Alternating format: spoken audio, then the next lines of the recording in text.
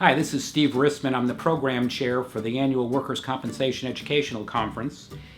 The Workers' Compensation Educational Conference is August 21st through August 24th at the Orlando World Marriott Center.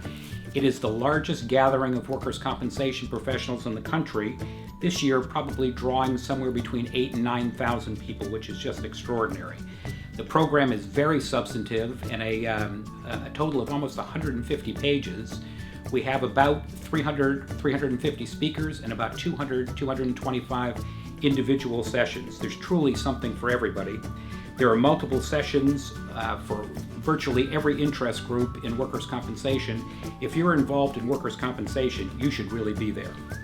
Let me give you a real brief preview of a couple of the highlights of the convention this year, and then we'll get down to business. Our entertainment is Third Eye Blind. Our keynote speaker, legendary football coach Steve Spurrier, both University of South Carolina and Florida Gators. One of the best attended and most interesting portions of the convention takes place on Tuesday morning. It's what we call our live surgery presentation. This year, we have the pleasure of having Dr. Travis Van Dyke of Orlando Orthopaedics, who will be performing a knee surgery. Welcome, Dr. Van Dyke. Why, thank you. Why, tell us a little bit about your professional career, please.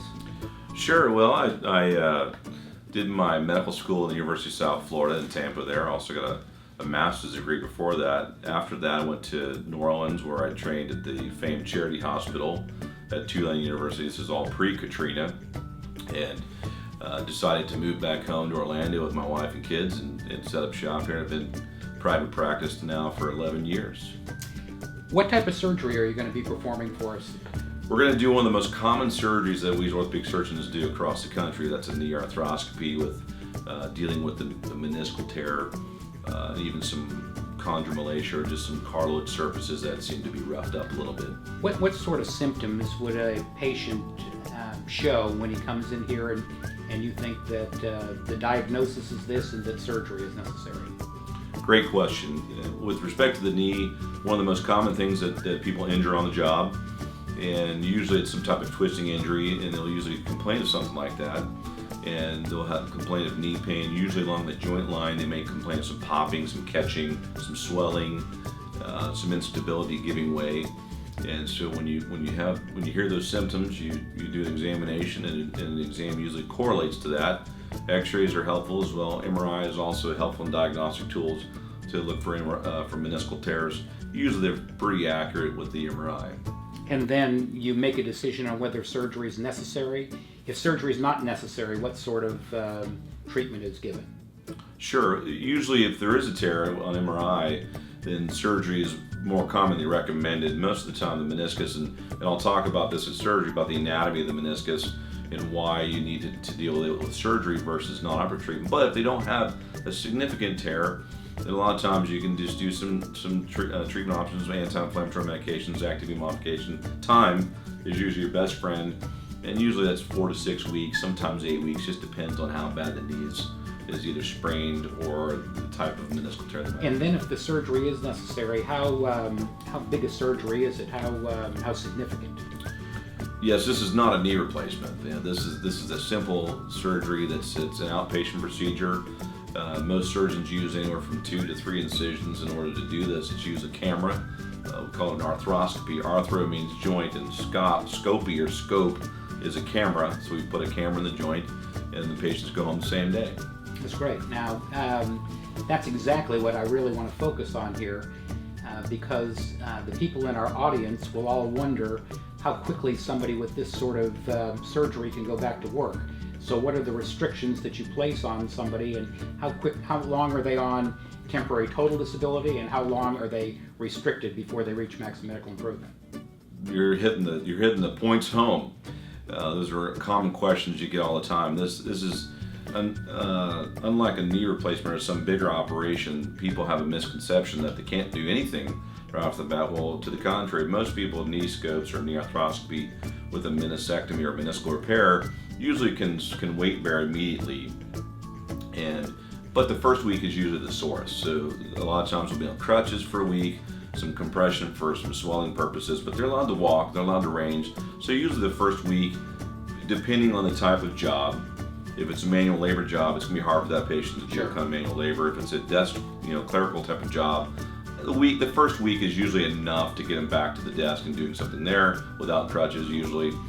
Obviously, the more manual labor jobs, kneeling, squatting are the toughest things to do, and that takes the longest to get over. But just walking around doing standard things in a day, a week is usually enough. 3 weeks is even better. 6 weeks is kind of the limit when you talk about standard recovery, being able to kneel and squat. Okay, so the first week or so, they would be on what we call temporary total disability because they really can't work if they have Correct. anything approaching a manual labor job. That's correct. And then they'd be on sort of a lighter duty for a couple of weeks thereafter, 2, 3, 4 weeks of sort of the most. Sure, and again, that's job dependent usually, and patient dependent too. I mean, those are averages. Obviously, statistics apply to general populations, not individuals. And so sometimes some people can go back faster, and sometimes people will take a little extra time. Okay. And then that leads us to the next question, which in a typical patient, not necessarily all the patients, but in a typical patient, how long will it be before they reach maximum medical improvement, and what sort of impairment rating is standard for this? Simple meniscal tears, with every surgery we do, there's a global time frame that we follow them, and most of them are 90 days. So usually the patient's going to be pretty active by 6 to 8 weeks after a meniscectomy or a meniscal repair. But 90 days is a good mark to be safe for these patients. Usually by then they're going to be no impairment rating, so 0% impairment rating, and usually maximum medical improvement at that time. Okay. The last two questions, Doctor, are sort of opposite sides of the same coin, and the first one is your audience, the adjusters and nurse case managers and lawyers and safety people. How do you think it benefits them to watch a live surgery presented to them rather than reading the surgeries on the paper? Great question. One of the easiest answers to that is, what is exactly? When I say the meniscus, most people have no idea what I'm talking about. They think it's some type of cartilage in the knee or something in the knee, even if they get the knee. So the first draw is the fact that you're getting to see the inside of a patient's knee the way I get to see it. And so when I say something to you about the meniscus, I can show you a model, but when we look at a picture, it doesn't look like the moon. It actually looks like there's a joint there. There's a piece of tissue that's the meniscus that's structural, has anatomic, structural, as well as physiologic capabilities. And I'm able to show you that directly. So it's going to be really neat to see the anatomy of the knee. In addition to that, as I'm doing the surgery, you're going to see what I'm doing as well as the description of what we just talked about. How long is this going to take to heal? Why would I do it this way? It really connects the two. The anatomy of what I'm saying and the report that you get and why we're doing this. So. You know, Doctor, that made me think when you were describing it of the first time I watched one of these live surgeries performed by Orlando Orthopaedic, and it was, I don't remember which the surgery was, but the very first shot, everything's on camera, of course. Sure. You know, you're on camera, and then there's a camera inside the person's body. But when they first showed inside the body, you see that sort of thing all the time, so it's just not a big deal to you, but we never see it.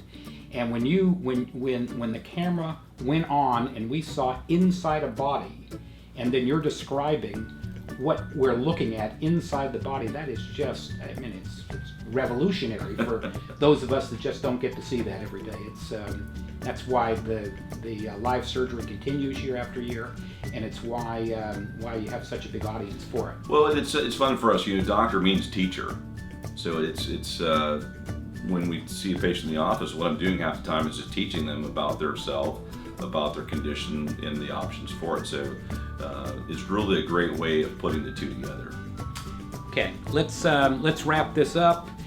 Don't forget about the dates of the convention, everybody. They're August 21st through August 24th. You can follow us on Twitter at hashtag WCI 2016, and you can certainly see our website to register at WCI360.com. Thanks, everybody. It's Steve Rissman signing off.